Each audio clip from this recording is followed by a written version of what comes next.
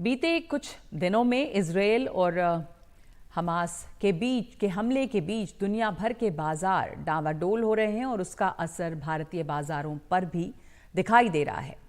बीते कुछ सालों में भारतीय शेयर बाजार में एक नई प्रवृत्ति भी देखने को मिली है कि छोटे निवेशक शेयर बाजार में आ रहे हैं। देश में कुल 13 करोड़ डीमैट खाते खुल चुके हैं, यानी देश के हर 10वें शख्स का एक डीमैट अकाउंट है। हालांकि इसमें कुछ कमी बेशी हो सकती है, क्योंकि एक शख्स एक से ज्यादा खाते खोल सकता है, कम से कम 2 डीमैट खातों से ही शेयर बाजार का कारोबार होता है। अगस्त और सितंबर में कुल 62 लाख नए खाते खोले गए हैं, सिर्फ अगस्त और सितंबर में।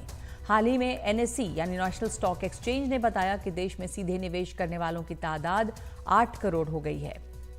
ये करोड़ों करोड़ मध्य वर्गीय घरों के लोग हैं। पहले जो बचत बैंकों में रखते थे उसे अब निवेश में लगाने लगे हैं और इसकी कई वजह हो सकती हैं। कहा जा रहा है कि बचत के पारंपरिक तरीकों का रिटर्न घटा है, यानी कि एफडी या फिर आरडी जैसे विकल्प लोगों को अब आकर्षक नहीं लगते हैं। शेयर बाजार के बारे में अब जानकारी बढ़ी है।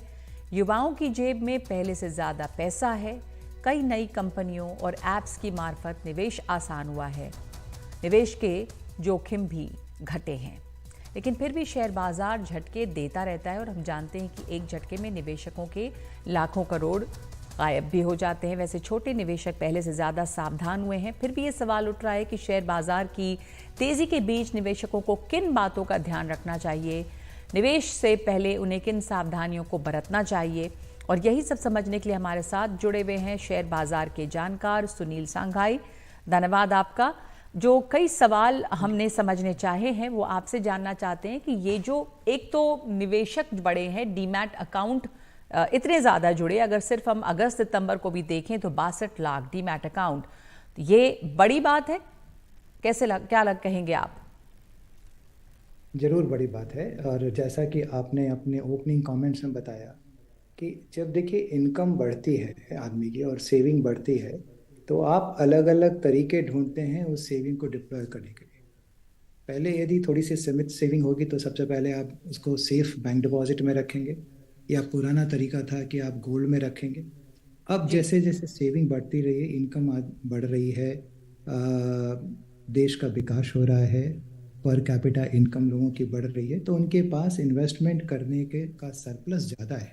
सरप्लस ज़्यादा है तो नए एरिया में वो इन्वेस्ट करने की कोशिश कर रहे हैं। स्टॉक मार्केट एक नया एरिया है, इस वजह से आप देख रहे हैं कि ज़्यादा लोग, मिडिल क्लास लोग अब एक स्टॉक मार्केट में आ रहे हैं, इसलिए डीमैट अकाउंट खुल रहे हैं। तो तो ये इसमें ये बहुत भी जिसमें ये भी दिख रहा है कि जो नए निवेशक बाजार में आ रहे हैं वो ज्यादातर मध्यम वर्गीय परिवारों के ही हैं, स्मॉल इन्वेस्टर्स हैं।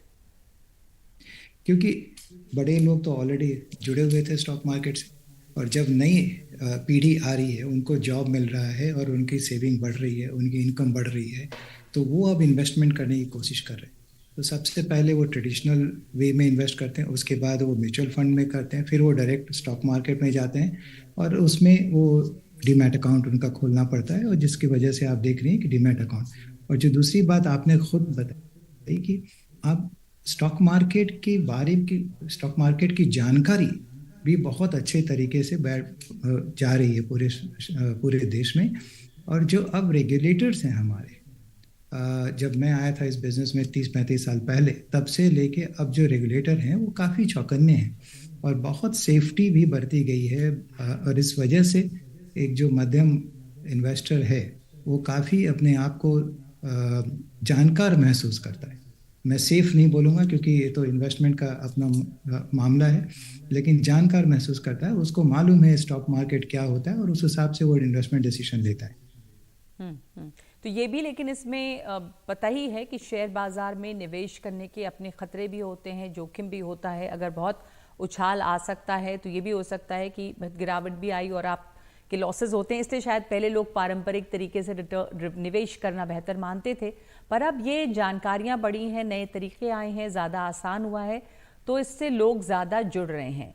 फिर भी कैसे, किस तरह की सावधानी बरतनी चाहिए नए निवेशकों को, खास करके जो नए निवेशक कम पैसों के साथ भी, या जो मिडिल क्लास है वो जुड़ रहा है, तो आप से कुछ टिप चाहेंगे? आप इस बिजनेस में 30-35 साल से हैं कि किस तरह की सावधानियां, किन किन बातों पर ध्यान रखना चाहिए?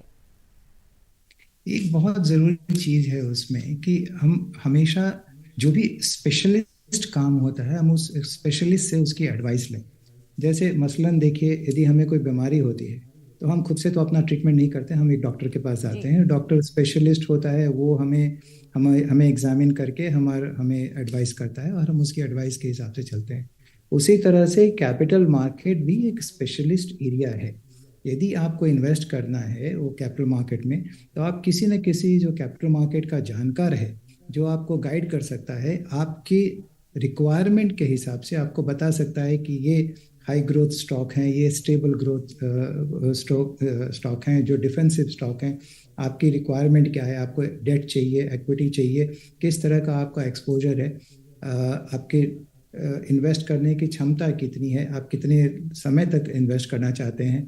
वो सारी चीज़ों को देख के एक स्पेशलिस्ट है जो आपको गाइड करेगा। सो मेरा एक सजेशन ये है, जो नए इन्वेस्टर आ रहे हैं, कि वो जरूर जाएं स्टॉक मार्केट में। ये बड़ा अच्छा मीडियम है इन्वेस्ट करने का। लेकिन किसी जो एक्सपर्ट है स्टॉक मार्केट के, उसके उसको कंसल्ट करें, चाहे वो म्यूचुअल फंड रूट हो या कोई एडवाइजर का रूट हो। जो भी रूट उनको अच्छा लगे वो एक रूट लेके जाएं, रादर देन डायरेक्टली खुद ही, अनलेस कि वो पूरे समझदार हैं स्टॉक मार्केट के। जी, धन्यवाद। तो आपने ये ज़रूर बताया कि आप इसमें निवेश ज़रूर करें, लेकिन जो एक्सपर्ट हैं मार्केट के, उनकी सलाह ज़रूर लें। आपके लिए फ़ायदेमंद होता है, क्योंकि जो भी उस क्षेत्र के जानकार हैं वो आपको इसमें बेहतर सलाह दे पाएंगे और आप बेहतर एक इन्फॉर्म्ड फैसला कर पाएंगे कि आपको निवेश कहाँ, कैसे, कब करना चाहिए। हाँ, ये ज़रूर है कि इसमें इन्वेस्टर्स बड़े हैं, जो मिडिल क्लास है वो ज़्यादा संख्या में जुड़ा है। धन्यवाद आपका हमारे साथ जुड़ने के लिए, सुनील जी।